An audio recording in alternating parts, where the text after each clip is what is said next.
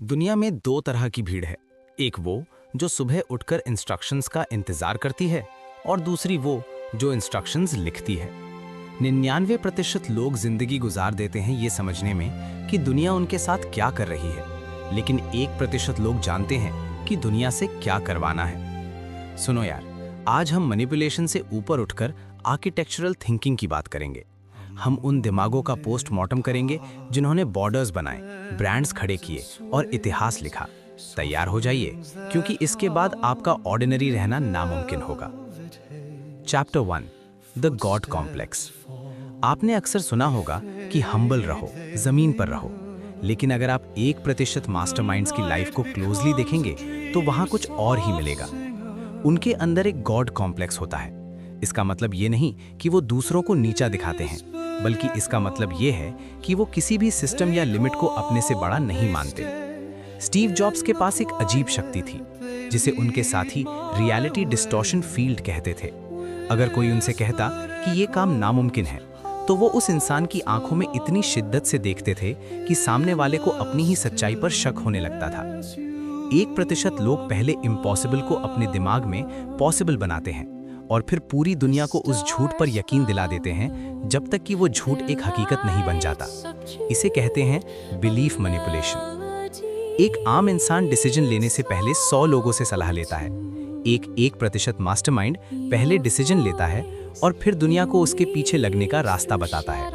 वो जानते हैं कि गलत डिसीजन लेना डिसीजन ना लेने से बेहतर है, क्योंकि एक गलत रास्ता भी आपको तजुर्बा देता है, लेकिन रुका हुआ इंसान सिर्फ वक्त गंवाता है। आज का आपका टास्क, अगले 24 घंटों के लिए किसी से ये मत पूछिए कि क्या मैं ये कर सकता हूँ, बल्कि उन्हें ये बताएं कि मैं ये करने वाला हूँ। फर्क देखिए, लोगों के देखने का नजरिया और आपका खुद को महसूस करने का तरीका दोनों बदल जाएंगे। 99% लोग अपने जज्बातों के गुलाम होते हैं। उन्हें गुस्सा आता है तो वो रिएक्ट करते हैं, उन्हें डर लगता है तो वो रुक जाते हैं, उन्हें कोई बुरा भला कहता है तो वो दिन भर वही सोचते रहते हैं। लेकिन 1% लोग जानते हैं कि emotions are just data, not instructions. जज्बात सिर्फ सिग्नल है, उनका मानना या न मानना आपके हाथ में होना चाहिए। अगर आपका मूड ये तय करता है कि आप आज काम करेंगे या नहीं, तो आप कभी रूल नहीं कर पाएंगे, क्योंकि जो इंसान खुद के मूड को कंट्रोल नहीं कर सकता, वो हजारों लोगों की डेस्टिनी कैसे कंट्रोल करेगा। एक मास्टरमाइंड जब कोई बड़ा फैसला लेता है तो वो अपनी फीलिंग को कमरे के बाहर छोड़ाता है। इसे कहते हैं द बुचर्स प्रिसिजन। एक कसाई यानी बुचर जब अपना काम करता है तो वो दर्द के बारे में नहीं सोचता, वो सिर्फ अपने टारगेट और टेक्निक पर फोकस करता है। इतिहास गवाह है, चाहे वो चाणक्य हो या नेपोलियन, उन्होंने वो फैसले लिए जो देखने में पत्थर दिल लगते थे, लेकिन उन्हीं फैसलों ने एम्पायर्स बचाए। उन्हें पता था कि पॉपुलर होना और पावरफुल होना दो अलग चीजें हैं। अगर आप हर किसी को खुश करने में लगे हैं तो आप लीडर नहीं, सिर्फ एक पीपल प्लीजर हैं। यहाँ एक बारीकी है, 1% लोग पत्थर नहीं होते, वो सिर्फ डिटैच्ड होते हैं। वो दूसरों के दर्द को समझते हैं, यानी स्ट्रेटेजिक एम्पैथी, ताकि वो उन्हें मैनिपुलेट या लीड कर सकें। लेकिन वो उस दर्द को महसूस करके रोने नहीं लगते, इमोशनल सिंपैथी। जब आप इमोशनल होते हैं तो आपकी विजन धुंधली हो जाती है। 1% लोग हमेशा बिग पिक्चर देखते हैं। वो जानते हैं कि आज का छोटा नुकसान कल का बड़ा फायदा हो सकता है। वो लोगों से प्यार कर सकते हैं, लेकिन वो लोगों पर निर्भर यानी डिपेंड नहीं होते। उनकी सबसे बड़ी ताकत यही है कि वो अकेले खड़े होने से नहीं डरते। आपने नोटिस किया होगा कि दुनिया के टॉप सीईओज और लीडर्स साल में कुछ वक्त बिल्कुल अकेले गुजारते हैं, बिना फोन, बिना सोशल मीडिया। इसे कहते हैं आइसोलेशन फॉर क्लैरिटी। जब आप भीड़ से दूर होते हैं तभी आप अपने असली मकसद को देख पाते हैं। तो आज का सबक ये है कि अपने जज्बातों को अपनी ढाल यानी शील्ड बनाइए, अपनी जंजीर नहीं। अगली बार जब आपको गुस्सा आए या डर लगे तो रुकिए और कहिए, ये सिर्फ एक फीलिंग है, ये मैं नहीं हूं। जिस दिन आपने अपने इमोशंस को ऑब्जर्व करना सीख लिया, उस दिन से दुनिया आपको कंट्रोल करना बंद कर देगी। चैप्टर 3, सिलेक्टिव इग्नोरेंस, नजरअंदाज करने की कला। आज की दुनिया में हर चीज आपका ध्यान खींचने के लिए चीख रही है। News, social media notifications, gossip और फालतू की बहस। 99% लोग इस भीड़ में खो जाते हैं। वो हर उस बात पर राय देते हैं जिसका उनकी जिंदगी से कोई लेना देना नहीं है। पॉज। लेकिन 1% मास्टरमाइंड एक अलग नियम पर चलते हैं, सिलेक्टिव इग्नोरेंस। वो जानते हैं कि हर सवाल का जवाब देना जरूरी नहीं है और हर बात को सुनना वक्त की बर्बादी है। उनके लिए इग्नोरेंस यानी अनजान रहना एक कमजोरी नहीं बल्कि एक पावर मूव है। बिलियनियर वॉरेन बफेट अपना 80% वक्त सिर्फ पढ़ने और सोचने में गुजारते हैं। वो हर न्यूज़ चैनल नहीं देखते, वो सिर्फ वही जानकारी लेते हैं जो उनके गोल के लिए जरूरी है। इसे कहते हैं लो इंफॉर्मेशन डाइट। मास्टरमाइंड्स जानते हैं कि दिमाग एक कप की तरह है। अगर आप इसे कचरे से भर देंगे तो इसमें गोल्ड यानी कीमती ख्यालों के लिए जगह नहीं बचेगी। वो ट्रेंड्स के पीछे नहीं भागते, वो उन चीज़ों पर फोकस करते हैं जो टाइमलेस हैं। जब दुनिया किसी वायरल वीडियो पर लड़ रही होती है तब 1% लोग किसी पुरानी किताब से कोई नया सिस्टम सीख रहे होते हैं। एक 1% इंसान से जब आप किसी फालतू कंट्रोवर्सी के बारे में पूछेंगे तो उसका जवाब होगा, मुझे इस बारे में नहीं पता, और वो ये बिना किसी शर्म के कहेगा। असली ताकत इसमें नहीं है कि आप सब कुछ जानते हैं, असली ताकत इसमें है कि आपको पता है कि क्या नहीं जानना है। जब आप अपनी एनर्जी फालतू की बातों से हटाते हैं तो वो एनर्जी आपके एम्पायर बनाने में लगती है। वो रिएक्शन नहीं देते, वो सिर्फ एक्शन लेते हैं। उनका साइलेंस उनका सबसे बड़ा फिल्टर है। सिलेक्टिव इग्नोरेंस सिर्फ न्यूज़ पर नहीं, लोगों पर भी अप्लाई होती है। 1% लोग उन लोगों को म्यूट कर देते हैं जो उनकी वाइब्रेशन को नीचे गिराते हैं। वो सोशली पोलाइट हो सकते हैं लेकिन मेंटली डिटैच्ड रहते हैं। आज का टास्क सुनिए। अपने फोन से वो हर ऐप और अपनी लाइफ से वो हर इंसान हटा दीजिए जो आपको आपके मकसद से भटकाता है। दुनियादारी की बातों से अनजान रहिए ताकि आप अपनी दुनिया के मालिक बन सकें। याद रखिए, जो हर जगह मौजूद है उसकी कहीं कोई जगह नहीं होती। अगर यहाँ तक आपको वीडियो पसंद आई तो एक लाइक करें। Chapter 4 the debt of silence, खामोशी का कर्ज। एक आम इंसान की सबसे बड़ी कमजोरी क्या है? वो बोलना चाहता है। वो चाहता है कि लोग उसे सुने, उसे समझें, उसकी तारीफ करें। लेकिन 1% लोग जानते हैं कि जितना ज्यादा आप बोलते हैं उतने ही सस्ते आप लगते हैं। हर लफ्ज जो आपके मुंह से निकलता है वो एक करेंसी है। अगर आप हर किसी पर अपनी करेंसी खर्च करेंगे तो आप बैंकरप्ट हो जाएंगे। 1% लोग साइलेंस को एक डेट यानी कर्ज की तरह यूज करते हैं। जब वो खामोश रहते हैं तो सामने वाला उस खामोशी को भरने के लिए बोलता है और बोलते बोलते अपने सारे राज, अपनी कमजोरियां और अपनी शक्तियां आपके कदमों में रख देता है। दुनिया के सबसे बड़े नेगोशिएटर्स और लीडर्स जैसे अब्राहम लिंकन या जेपी मॉर्गन पहले दूसरों को बोलने का पूरा मौका देते थे। वो तब तक नहीं बोलते थे जब तक उन्हें ये ना पता चल जाए कि सामने वाला चाहता क्या है। इसे कहते हैं द डेट ऑफ साइलेंस। जब आप किसी को सुनते हैं तो आप उन्हें एक साइकोलॉजिकल गिफ्ट दे रहे होते हैं। उन्हें लगता है आप उन्हें पसंद करते हैं, इसलिए वो आप पर भरोसा करने लगते हैं। लेकिन असल में आप उनका पोस्टमार्टम कर रहे होते हैं। आप उनकी हर वल्नरेबिलिटी यानी कमजोरी को नोट कर रहे होते हैं बिना एक भी शब्द कहे। 1% लोग पॉज का इस्तेमाल जादू की तरह करते हैं। जब उनसे कोई मुश्किल सवाल पूछा जाता है तो वो तुरंत जवाब नहीं देते। वो 5 से 10 सेकंड का सन्नाटा पैदा करते हैं। ये सन्नाटा सामने वाले को अनकंफर्टेबल कर देता है। उन्हें लगता है कि शायद उन्होंने कुछ गलत कह दिया।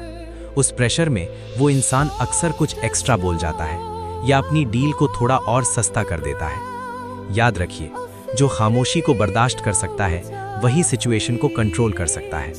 आपकी खामोशी आपको अनप्रिडिक्टेबल यानी जिसका अंदाजा न लगाया जा सके बनाती है, और जो अनप्रिडिक्टेबल है लोग उससे डरते हैं और उसकी इज्जत करते हैं।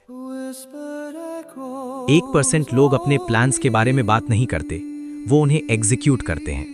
वो अपने अगले कदम का ढिंढोरा नहीं पीटते। जब वो बोलते हैं तो वो सवाल नहीं करते, वो वर्डिक्ट सुनाते हैं। उनका हर लफ्ज मानो एक पत्थर की लकीर होती है। आज का सबक, कम बोलिए, सिर्फ तब बोलिए जब आपके लफ्ज खामोशी से ज्यादा कीमती हों। अपने दिमाग की विंडो को खुला रखिए और मुंह के दरवाजे को बंद, क्योंकि शोर मचाने वाले सिर्फ ध्यान खींचते हैं, लेकिन खामोश रहने वाले दुनिया बदलते हैं। चैप्टर 5 द लॉन्ग गेम, दूर की सोच। 99% लोग अगली सैलरी या अगली छुट्टी के बारे में सोचते हैं। उनकी दुनिया अगले 30 दिनों में सिमट जाती है। लेकिन 1% लोग अगली सदी यानी नेक्स्ट सेंचुरी के बारे में सोचते हैं। इसे कहते हैं द लॉन्ग गेम। मास्टरमाइंड्स कभी आज के छोटे फायदे के लिए कल की बड़ी कामयाबी की कुर्बानी नहीं देते। वो जानते हैं कि एक बड़ा दरख्त बनने के लिए बीज को पहले अंधेरे में जमीन के नीचे सड़ना पड़ता है।